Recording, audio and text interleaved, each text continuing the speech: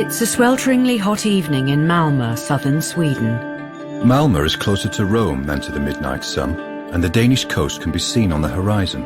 And in 1969, the only way to get to Denmark from Malmö is by plane, or ferry, or hydrofoil. The dining room of the Savoy Hotel, one of the most famous in Europe, is quiet, and the few tables are mostly occupied by people sitting alone. But there's a table for 7 in the corner near the open windows, and the host, Victor Palmgren, a tall, impressive man with iron grey hair, wearing an extremely expensive suit, stands up to speak. First of all, I must thank you for joining me on this beautiful evening. I can't think of anything more delightful than dining with my wife and my very dear friends and colleagues. Now, before we raise our glasses to our new enterprise, I'd particularly like to thank Mr. and Mrs. Jensen, who've come from Copenhagen to be with us. And while Victor Palmgren is addressing his dinner guests, a man walks into the dining room, takes a gun from beneath his jacket, and shoots him in the head.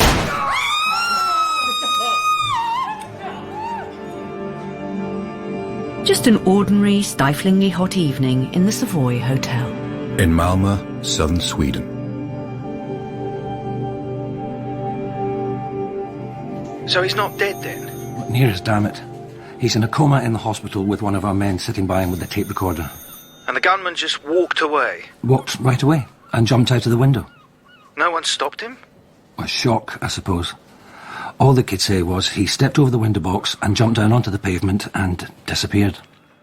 Per Månsson is the most senior detective in Malmö. By rights, the investigation should be his.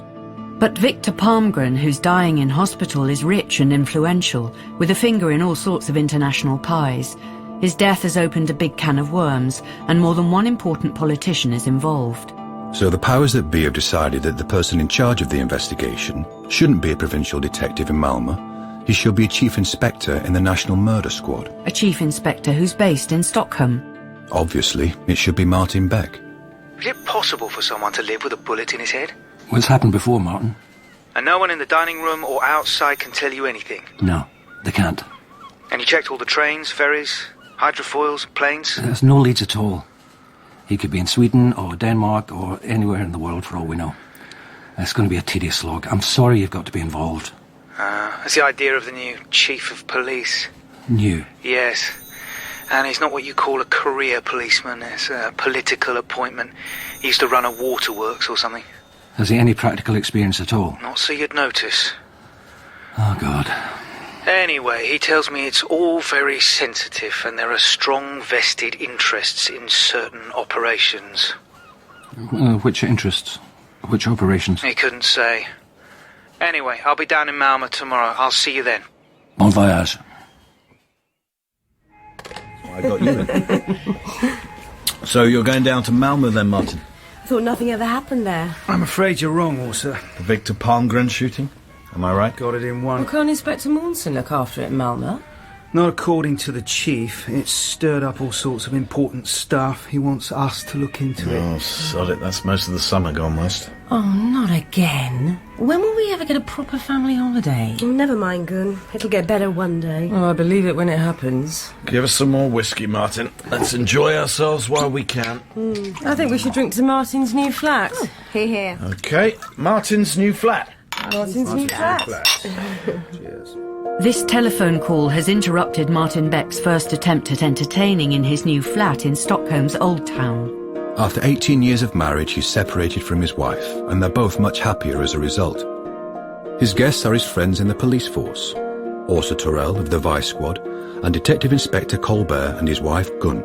Åsa is at last looking healthy and relaxed, but it's taken her a long time to get over the murder of her fiancé a couple of years ago on a Stockholm bus. After his death, she'd trained at the police academy, and now she's with the Vice Squad.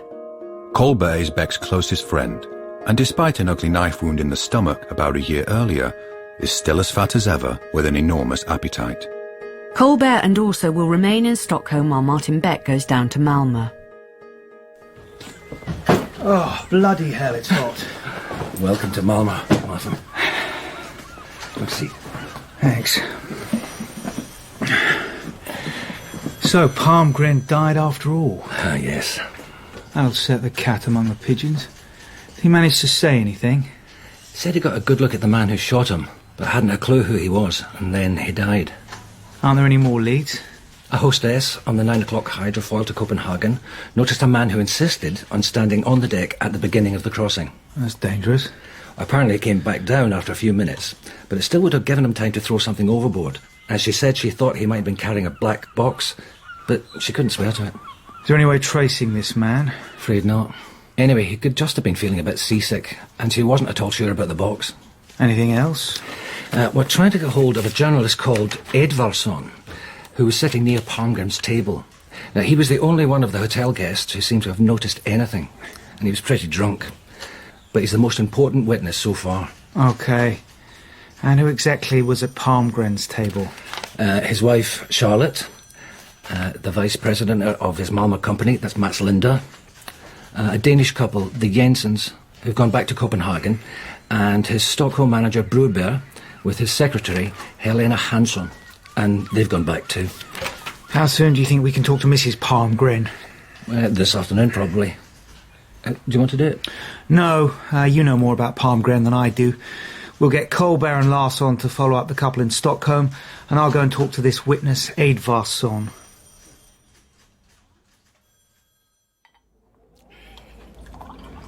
I'm not sorry Palmgren's dead, you know. Why do you say that? Did you know him? Not personally, but by all accounts he was an arrogant bastard. What exactly did you see? You were at the next table, so you must have had a good look at the gunman. Oh, not really. I didn't notice him when he came in. He took off very quickly and just got out of the window. You must have noticed something. Well, he was wearing dark clothes, and I got the impression he was 30, 40, 50. Not a young man, anyway. Is that it? Yes. Did you recognise any of Palmgren's guests? His right-hand man, Mats Linder, and Palmgren's wife. She used to be a Miss Sweden. And a couple were speaking Danish, and the other two just looked like employees. Could you hear anything? You mean, was I eavesdropping? If you like. Palmgren and the Dane were talking about Rhodesia. I've heard he's got a finger in a lot of shady deals over there. The women were talking about shopping and plastic surgery. I think that's all. All right, well, what else do you know about Palmgren? Oh, he's made a lot of money. He's very, very influential. And he's a shit. Did you get a good look at the gun? Not really. It looked fairly long and narrow to me. Like with a kind of roller thing. A revolving chamber. And that's about it. Do you know what Palmgren was up to?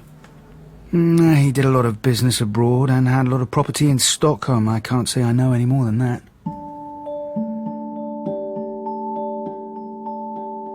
And while Martin Beck is drinking cold beer, Inspector Månsson is standing at the gate of Victor Palmgren's mansion.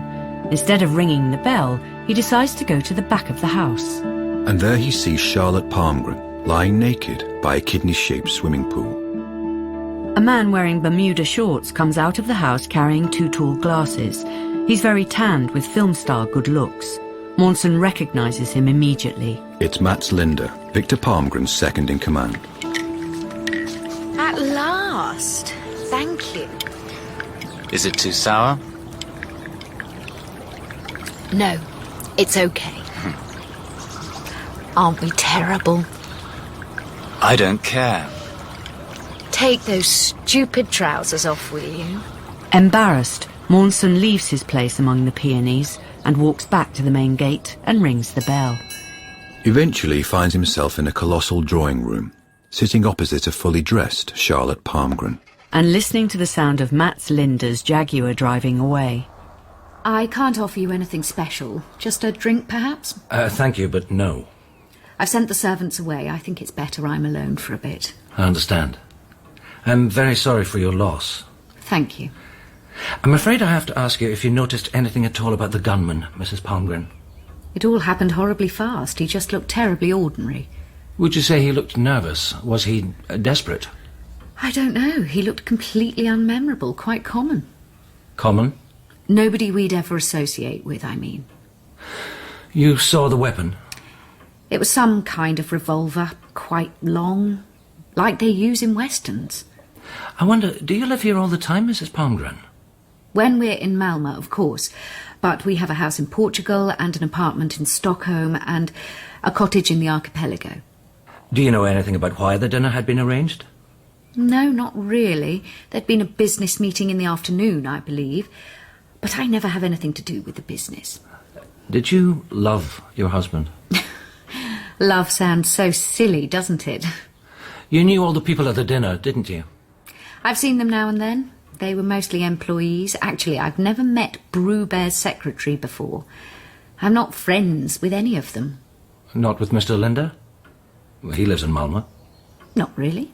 Only through my husband. I see.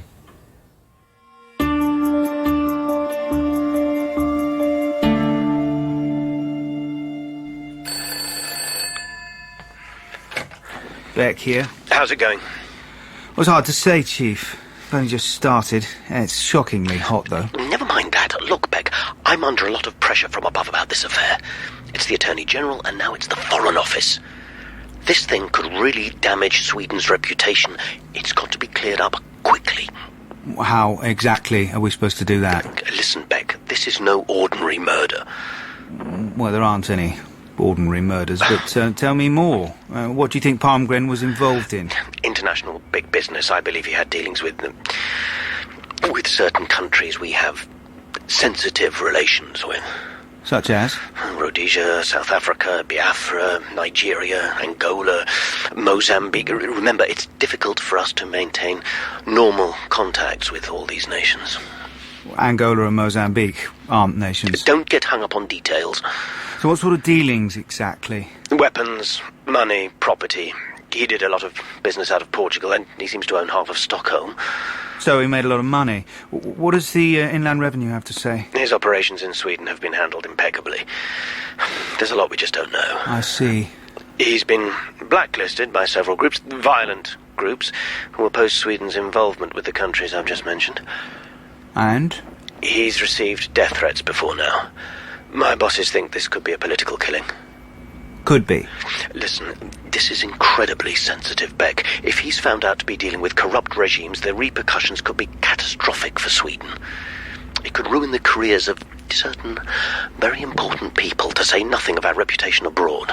I see. If you get this tied up quickly, it'll be a feather in your cap. I don't have a cap. It's not a joke. This murder's stirred up shit in some very high places.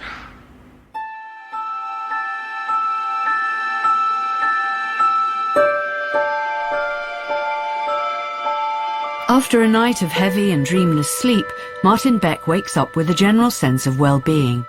His sensitive stomach is much better since he's been living alone, and he suspects that his digestive troubles have been psychosomatic all along.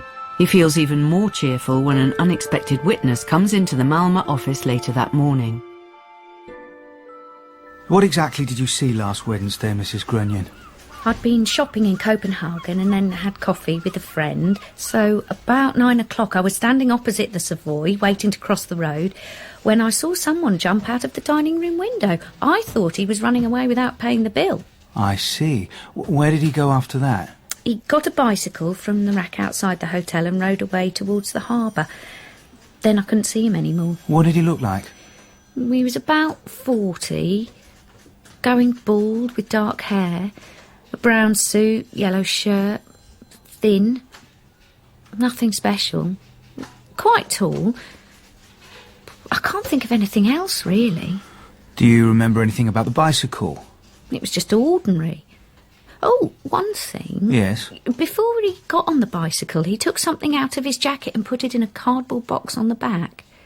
You see what it was? No, but it was long like a shoebox. And the next person to be questioned is Mats Linder, Victor Palmgren's right-hand man and his wife's lover. He receives them in his impressive office with a spectacular view of the docks. Linder is very confident and sits with his back to a huge photograph of fishing boats in stormy seas. There's a shocking contrast between the struggle to catch a living from the sea and the peace and quiet of the air-conditioned office. The contrast is striking, but probably not intentional. There have to be limits to cynicism. Has the murderer been apprehended? No. Then how can I help? Tell me, Mr. Linder, did Victor Palmgren have any enemies? Far too many. Business today is tough. I'm afraid there's no room for philanthropy or sentimentality. But... Yes. In the business world, we don't need to shoot each other to settle old scores. Do you have any idea who killed Mr. Palmgren? No. I didn't really see him properly. I was sitting beside Victor, and the man came up behind us. The shot wasn't very loud, and it didn't seem very frightening. When Victor fell forward, I stood up and leaned over him, and when I turned round, the gunman had gone. Perhaps I didn't make myself clear. What I meant was, have you any idea what kind of person might be involved? A lunatic. Someone who's mentally ill. From what I gather, Mr. Palmgren did a lot of business abroad. Yes. We import and export fish for the canning industry. Now he's died, who'll inherit the company? His wife, I suppose. There aren't any children. Will you be Mr. Palmgren's successor? I don't know. I wouldn't claim to have enough experience. Has Mr. Brubear been with the business longer than you? He's been with Victor 15 years and I've been here 5. He's vice president of the Stockholm Property Company and he's in charge of the stock activities. And yet you have the more privileged position, don't you? Have you had any disagreements with him? I'm afraid that's strictly private. Don't you think he's loyal to the firm? I don't want to answer that question. Well, one of my colleagues in Stockholm will be talking to him about that. And about you. I wonder, Mr. Linder, what kind of relationship do you have with Mrs. Palmgren? That's private. I agree. But I'd still like you to answer the question. What question? Are you having an affair with Mrs. Palmgren? Yes. A love affair? It's a sexual relationship. I sleep with her sometimes. Surely even a policeman can understand that. How long has your relationship gone on? 2 years. Did Victor Palmgren know about it? No. But he was broad-minded. The marriage was a practical arrangement, not an emotional commitment. And when did you last see her? 2 hours ago. How is she in bed? Are you out of your mind? He's a bright lad. Sharp enough to tell the truth when he knows a lie could be exposed. You can bet Palmgren had a lot of use for him. He's obviously had a good teacher. But is he bright enough not to have people shot? Who knows? I'm getting Corbett to interview Brubear and his secretary, Helena Hansson, in Stockholm. Maybe he'll manage to find out something from them. Detective Inspector Kollberg finds the job he's been given deeply depressing. Sweating in the heat, he drives out to Victor Palmgren's housing project, which is managed by Brubear. But there's no one there except a bad-tempered and unhelpful caretaker who directs him to Brubear's office, back in the centre.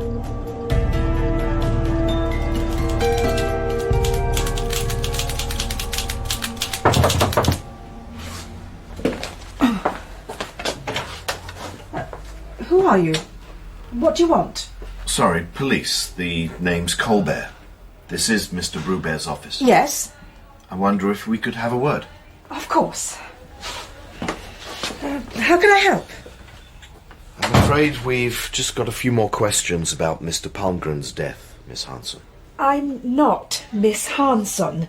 My name's Sarah Moberg. Forgive me, I thought you were Mr. Brubear's secretary. I am Mr. Brubear's secretary, but I'm not called Hansson, and I'm afraid I don't know anything about Mr. Palmgren's death. So you weren't in Malmö last Wednesday when Victor Palmgren was shot? No. I was told Mr. Brubear was in Malmö with his secretary. Well, it wasn't me. I never go along on his trips. Do you know who this Helena Hansson could be? Is she another employee? No, I've never heard of her. I suppose she could be one of these travelling secretaries. I see. I wonder, is Mr. Brubear here at the moment? No, he came in for about 10 minutes this morning and then went to the bank. I think he must have gone home. His home on Linder? Yes, but if he's not there, it'll be empty. Why? Because his wife and daughter went to Switzerland last Friday. I booked their tickets. It all happened very quickly, just after Mr. Palmgren died. Does he normally work from here? Yes, most of the time. May I see his office? Of course.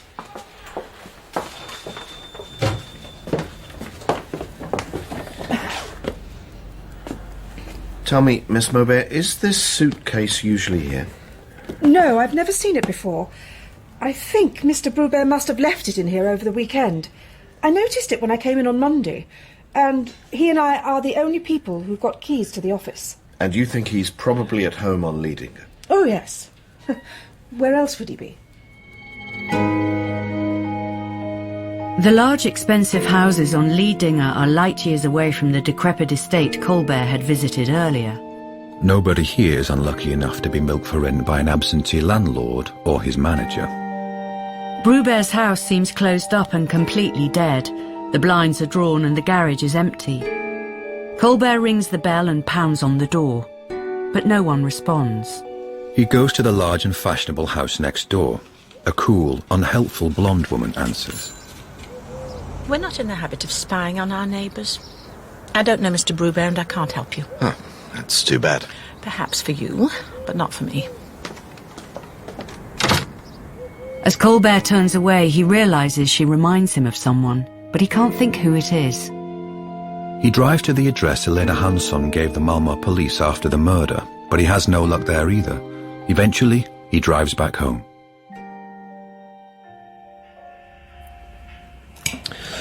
Oh, this bloody job. A bunch of conniving bastards seem to be running this country. What happened today, then? I had to go out to this shitty housing estate looking for a character called Brubear.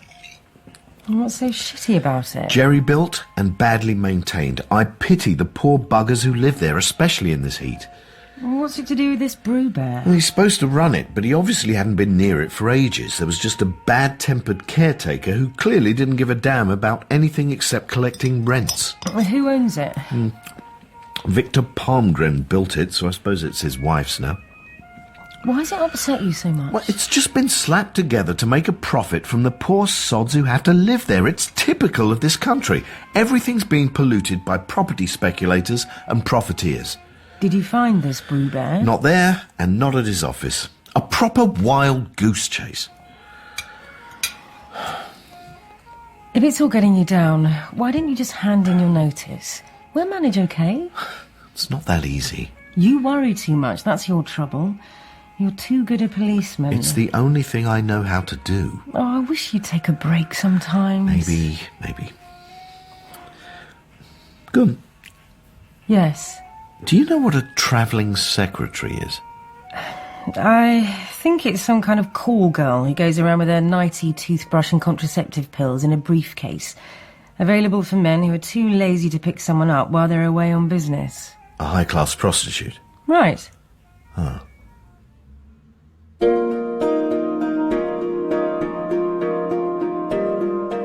When Kollberg goes into the police station, the detective who's there is the last person he wants to talk to, Gunvald Larsson. Kollberg detests Larsson, who, in his opinion, is a big, dumb, snobbish thug, but he fills him in on the Palmgren case. And that's what you've been doing? Yep. And I've drawn a blank. A sob, Martin Beck. I don't want anything to do with the Palmgren murder. Don't worry, Larsson. Nobody can make you do anything you don't want to. Look, we've got fights and robberies and drugs, and everyone seems to be on holiday except you and me.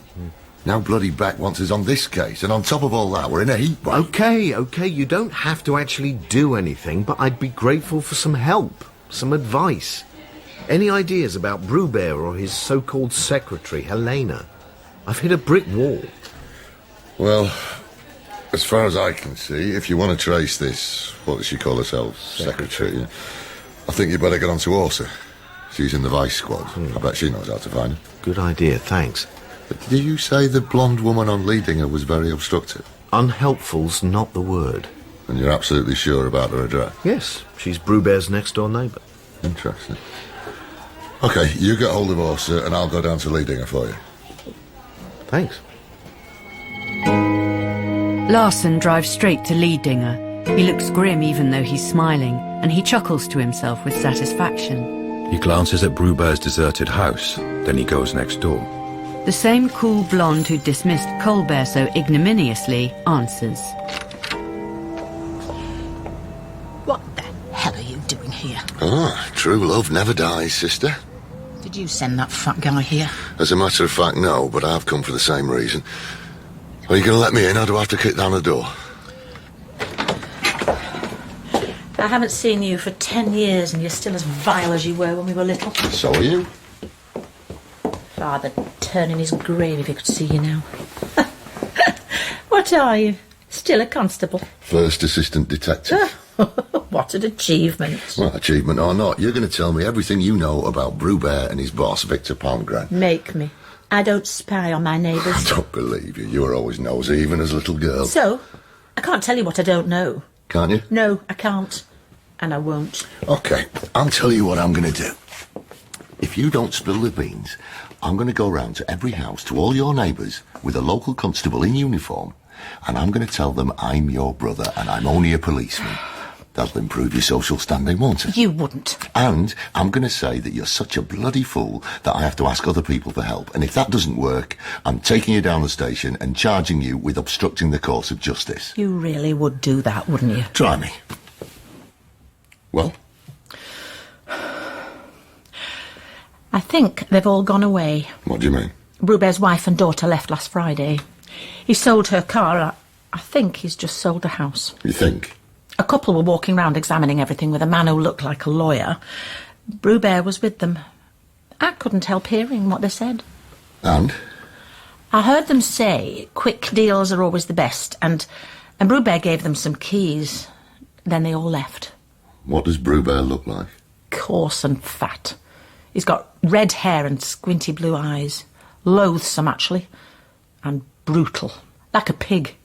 Did you ever meet his boss, Victor Palmgren? Only briefly. At one of Brubear's parties. And what did you make of him and Brubear? Arrogant. Powerful. Frightening. And? Not like us. I mean, they've got a lot of money, but they've got no style. What else? Ruthless. They tread on people. Ambitious, but they'll never really be accepted. They're dangerous. If I were you, I wouldn't get involved in anything to do with them. I see. I think you've been more helpful than you realise. I wouldn't have said anything if you hadn't tried blackmail.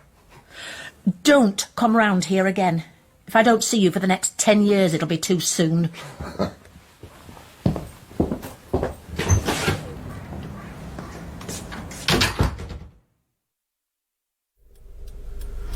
Where exactly are we going, Åsa? To Helena Hansson's apartment. That was fast work. Never underestimate the Vice Squad's records. Tell me, why do we need to find her? She witnessed the murder. Beck wants her questioned again. How's he doing in Malmö? I thought he seemed very cagey at dinner in their new flat the other night. I'm not surprised. The whole affair stinks of corruption. Palmgren seems to be linked with all sorts of important people, dodgy people. Whatever he's been up to, big business, arms dealing, money laundering, it's scaring the shit out of some very powerful people. Helena's not been charged with anything, has she? No, I have a feeling that she might lead us somewhere. And Brubear? Where does he fit in? I don't know, but he's high up in Palmgren's organisation. And incredibly shady. He seems to be converting all his assets into cash as fast as he can. There's a suitcase in his office, and it looks like he's trying to get out of the country. Well, surely neither Brubear nor Helena would have hired a killer. Stranger things have happened.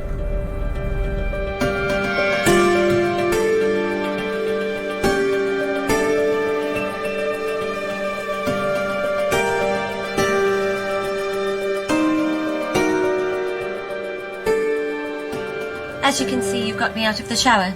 You'll have to wait outside while I get dressed. I don't care for this. There's not a back door, is there? On the 4th floor? I don't think so. There isn't a fire escape. Just as well as a letterbox. Well? Can't see much. She's got some clothes on now and she's just put a suitcase in the hall cupboard. Hold on, she's coming to the door. I suppose you'd better come in. Thank you. What's this all about? As we explained, we'd like you to fill in some details about last Wednesday, Miss Hansson. I told the police at the time. It all happened so quickly that I didn't really see anything. The man was wearing a brown suit and the gun he had looked rather long, that's all. In what capacity were you in Malmö, Miss Hansson? As a secretary, of course. Mr. Brubear has his regular secretary in Stockholm, but she never goes on business trips. Is there anything else? Come off it, Helena. You're no more a secretary than I'm the Queen of Sheba. What do you mean? Well, my colleague may work for the murder squad, but I'm with the vice squad, and we've a file on you that goes back 10 years. I have a right to go where I want with who I want. Yes, you do, but I'm afraid you're an important witness to a murder who gave an incorrect address in your statement, so we have a warrant to search your flat. Is there anything you want to say? No. Do you mind if we have a look in here? Haven't any choice, have I? I'm afraid we'll have to open this, Miss Hansen. Go ahead. It isn't locked. There's an airline ticket to Zurich in here. Anything else? Stock certificates. Great pile of them. They're not mine. I didn't think they were. Pigs. Detective Larsson stands by the window in his office trying to find a breath of cool air. On the surface, Stockholm doesn't look bad. But Detective Larsson knows only too well that the surface lies.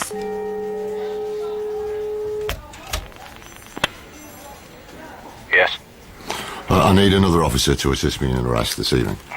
We're ridiculously short-handed. I don't care, it's for Chief Inspector Beck. He wants a man called Brubear brought in as soon as possible.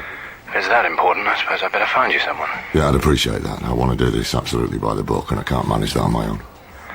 Oh, I suppose I could let you have Zachrisson. He usually works in the plainclothes division. Oh, yeah, I know him. Well, that ought to be an advantage. Just make absolutely sure he's not wearing uniform, yeah? Remember, take it nice and easy. Now, what's that in your coat pocket? It's my gun, sir. Well, why aren't you wearing a shoulder holster? I couldn't find one. Oh, Christ, put it in your waistband. No, not out here. Do it in that doorway. Now, listen, we need to arrest this guy. He's called Brubear. This is his picture. He's got red hair and a pot belly. In fact, he's a bit like a pig. Yes, sir. Right. He's going to walk into this building and fetch a black suitcase. I want you to stay outside. Now, maybe he'll come by car and park right in front of the door. I just don't know. Anyway, I'm going to go inside and I want to arrest him in his office. But if by any chance he comes out with the suitcase without me, you've got to stop him driving away until I can make it out here. Understood? Yes, sir. Is he dangerous? I don't know. He could be. As Larsson predicted, Brubear arrives at his office and lets himself in. But as luck would have it, the caretaker of the building, smelling strongly of alcohol, arrives outside the office door and catches sight of Larsson on the landing. Who the hell are you? What are you doing here? It's none of your business. Bloody is my business. I'm the caretaker here. I'm the police. Police? Prove it. At that moment, the door opens. Brubear comes out carrying a suitcase, takes one look at Larsson and runs down the stairs into the street. Here! Where's police? Stop! Stop! Stop! Police! Come one step nearer and I'll shoot! Put that down, sir! Put that down! Don't do that! Ceasefire! Ceasefire! Christ, Zachrisson! Doesn't the police academy teach you how to aim straight? One step nearer! But you're under arrest, sir. You're under arrest. Drop that gun. Oh, well, if you won't. What the hell's going on? We're making a film. So Brubear's got a broken jaw, and he had a starting pistol. Yep. And his interrogation didn't turn up anything new. I'm afraid not, and Larsson and I really went for him. What about Helena Hansson? She didn't say anything new either. So if they had a hand in the murder, we haven't any proof at all. That's about it. Have we got any way of keeping them in custody? Not where the money and the stocks are concerned. The problem is we jumped the gun. We should have tipped off customs and passport, and then they'd have been caught actually going out of the country with the stuff. You think Brubear is involved in the murder? Everything he's done since seems to have been dictated by Palmgren's death. But for all we know, the money and the stocks could be his. Embezzlement over the years? Possibly. Probably. Whatever it is, Palmgren had his finger in some nasty pies, and I need to see Brubear and Hansson face to face. You better bring them down to Malmö as soon as you can. Okay, one thing, Martin. Yeah? I think Åsa ought to come along too. She's the one who's been dealing with Helena.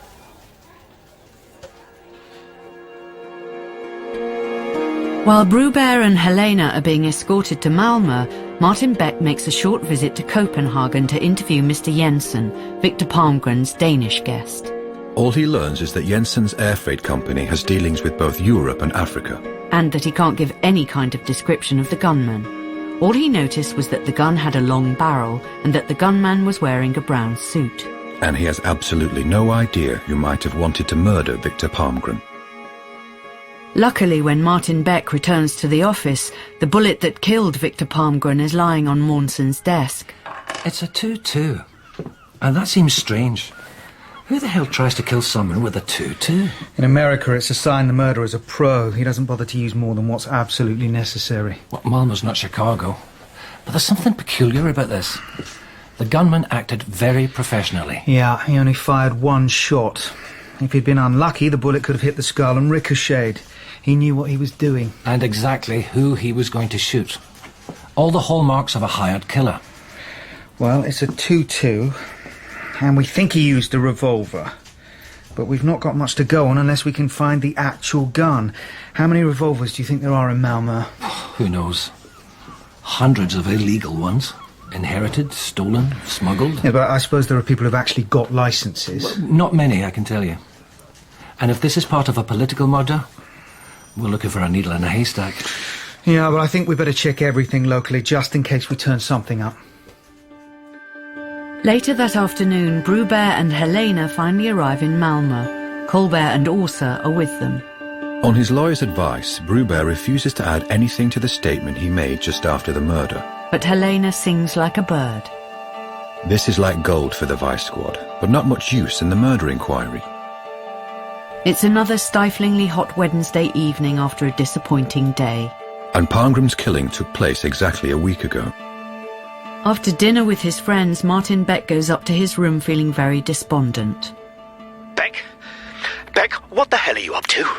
Chief, getting ready for bed. What about you? Listen, Beck, it was stated quite clearly that this investigation would be conducted as discreetly and efficiently as possible. Yes. I don't think a shooting match and a fight in the middle of Stockholm is very discreet, do you? And isn't it going a bit far to arrest two people who are possibly innocent? Kollberg brought them down to Malmö today, so we'll interview them again tomorrow, and perhaps we'll find out more then. This affair touches some very important people right at the top. The Attorney General and the Foreign Secretary are very upset. Can you at least say that a charge is imminent? No. Oh, what on earth do you want me to tell them? The truth. That there's no progress. After a week? With our best men on the case? For God's sake, the pressure's being put on us by several foreign embassies as well as our own people. I can't help feeling you're taking this all a bit too lightly. In that case, you're wrong. I never take murder lightly. It's going to be like an earthquake if some of Palmgren's activities become public knowledge. The political consequences will be absolutely devastating. Do you understand? Certainly, I understand. You've got to do everything you can, Martin. Absolutely everything. Okay. I'll do everything I can. Stig. It's the first time he's called the chief superintendent by his first name. And hopefully the last. Hang on a minute.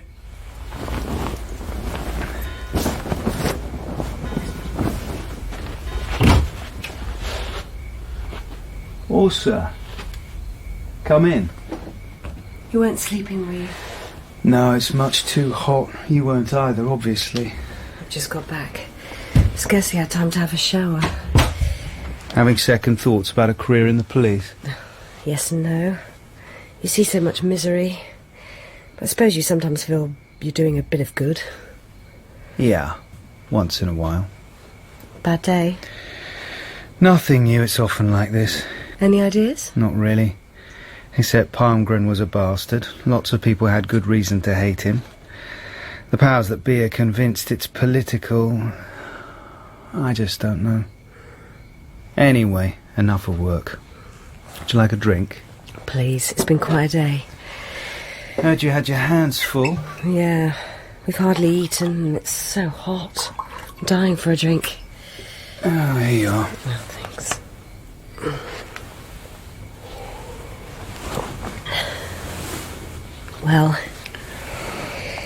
Well. It's going to happen sooner or later, isn't it? There's no hurry. Your eyes are grey. Actually. Yours are brown.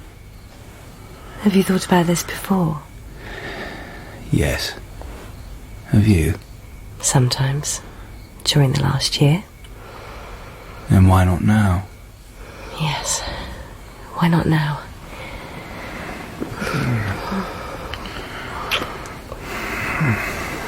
It's been a long time. Terribly long. Not since... What about you? Same here. Same here.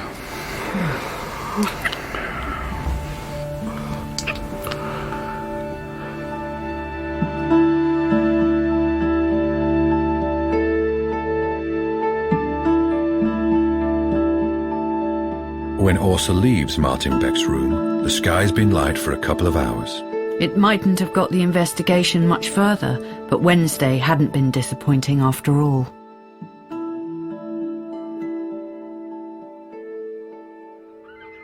At 9 o'clock on Thursday morning, the situation in the operations room is at a standstill.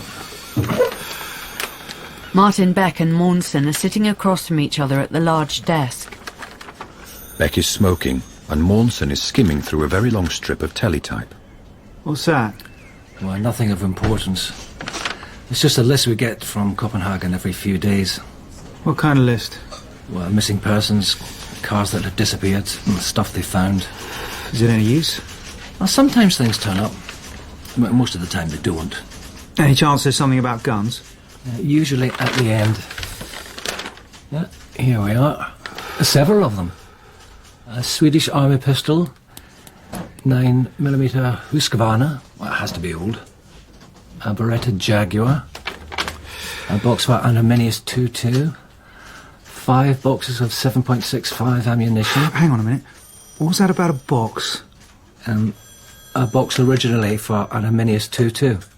Found where? Floated ashore on the beach at Dragør in Denmark.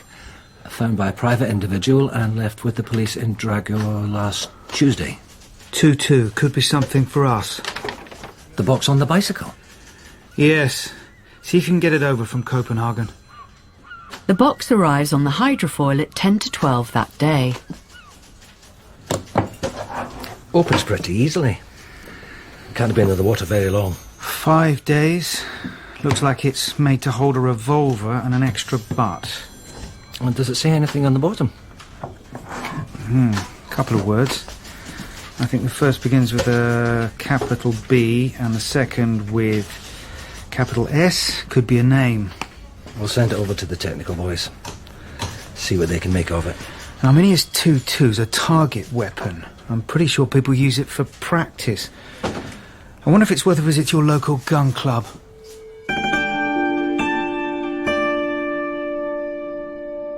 Arminius 22, it's an unusual make. Can you tell us anything about them? Never used them myself, but we've got 2 or 3 guys in the club who do have them. They could tell you more than I can. Any of them here at the moment? I don't think so, no. Don't suppose you've got any Arminius 22 owners with the initials BS? I can't keep track of everyone, but if you wait a minute, I'll look them up in the office, see if I can find some phone numbers. Bit of a long shot, isn't it? You never know. Shouldn't we be leaning on Brubear and Linder? They're the ones who can lead us to the big boys. Linder's en route for Johannesburg and can't be contacted, and Brubear's lawyer won't let him talk. And these are the only 3 names I can find. Tommy Lind, Kenneth Axelsson, Bertil Svensson.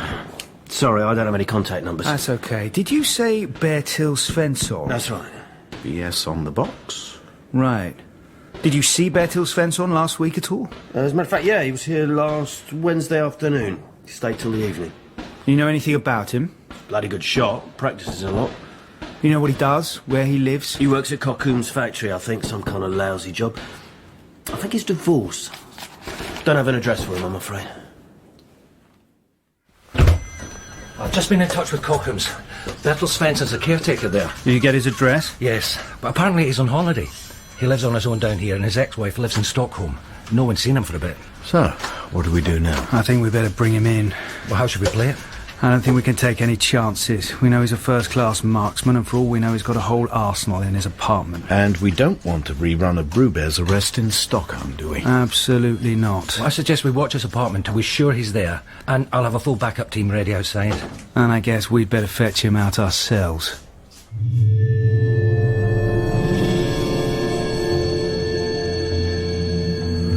What a bloody dump. It's absolutely packed out. Mostly with Yugoslav immigrants. It stinks of piss. God, this heat. Okay. There's a couple of men round the back, aren't there? Yes.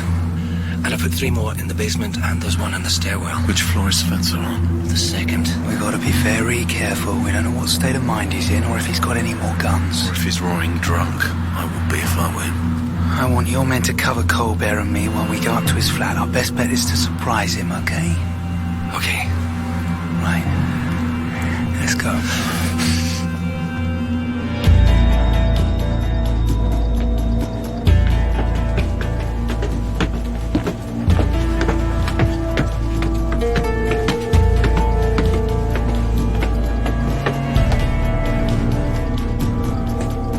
That's the one? Yeah. Stand against the wall. He could shoot through the door. You ready? Yep. Open up!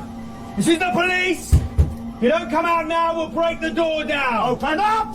Open up! Right, stand back. Get ready to shoot. Now put your hands in the air. Walk out slowly.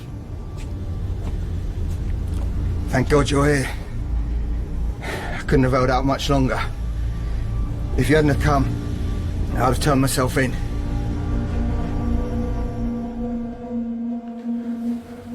So who paid you to kill Victor Palmgren?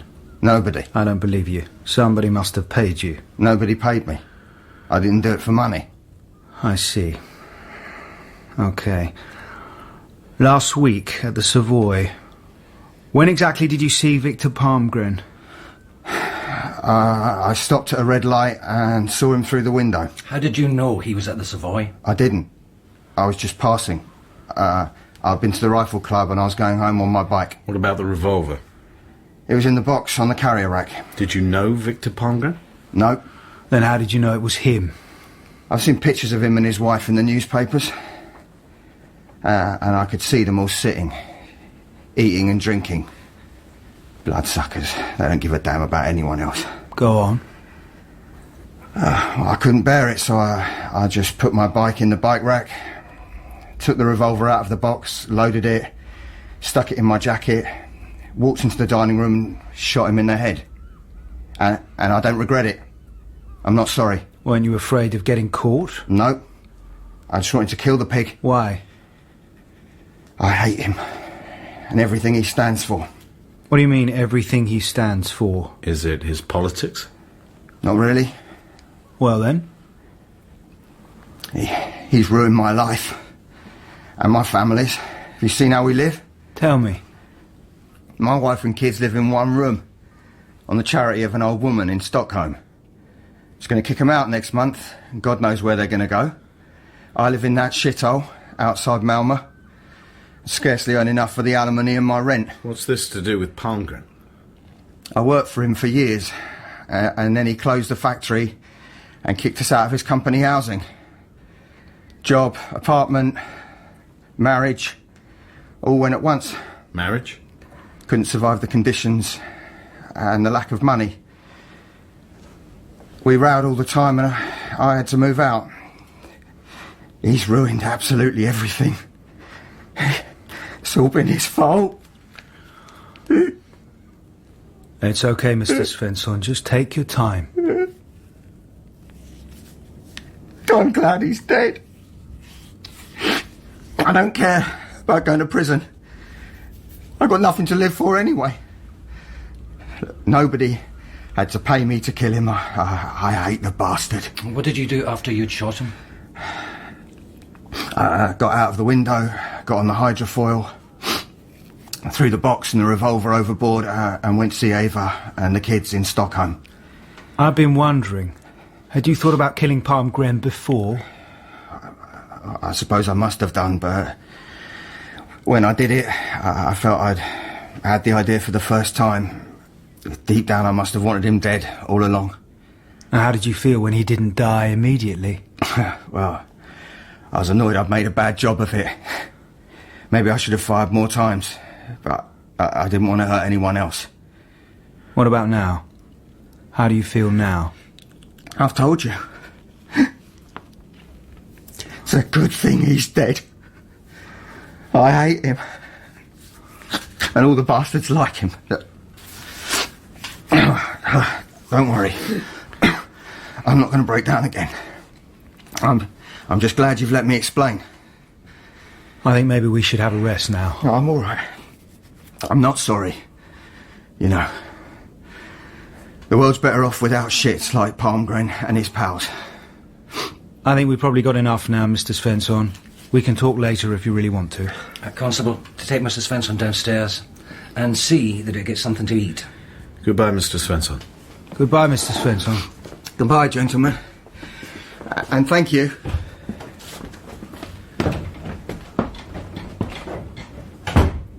Damn. That bastard Palmgren. He got what he deserved. And I hope for once that Svensson gets a really light sentence.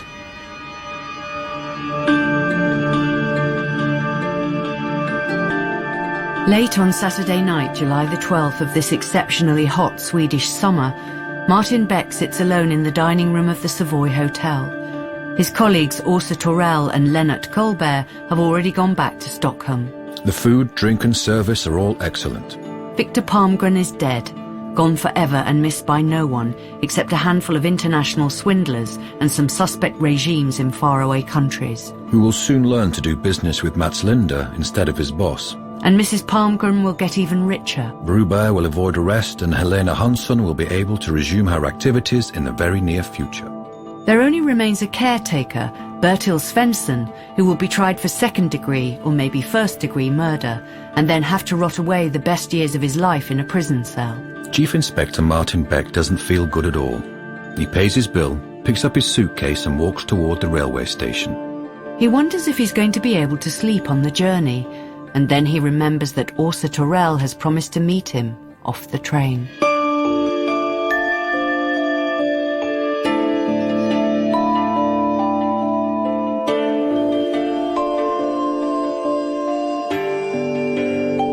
In Murder at the Savoy by Mai Huerval and Per Valeur, Martin Beck was played by Stephen Mackintosh and Lennart Kollberg by Neil Pearson. Per Månsson was played by Tom Mannion, Gunvald Larsson by Ralph Ineson, and Carolyn Pickles was his sister.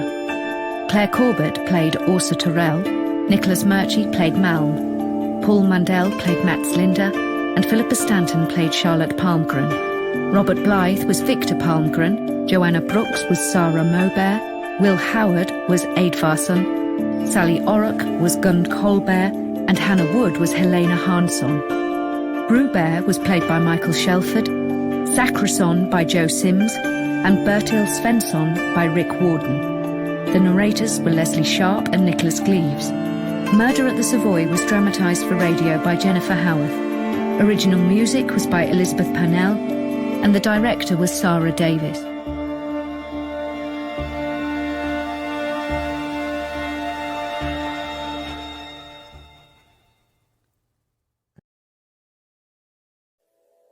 This video was uploaded to the channel Thinking Out Louder. Please like, comment and subscribe to the Thinking Out Louder channel. Thank you.